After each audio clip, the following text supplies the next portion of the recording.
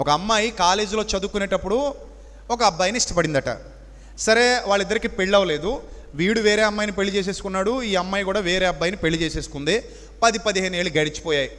10-15 ఏళ్ళు గడిచిపోయిన తర్వాత అతనికి పిల్లలు పుట్టారు, ఈమెకు పిల్లలు పుట్టారు. అతను సంసారం చేసుకుంటున్నాడు, ఈమె సంసారం చేసుకుంటుంది.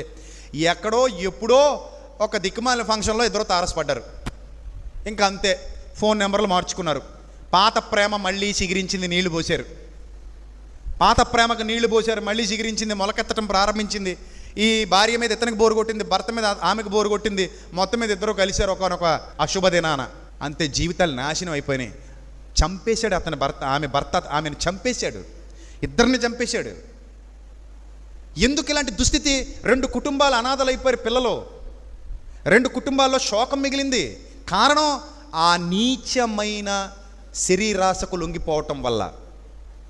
అది అయిపోయిన కథ. మీ కాలేజీలో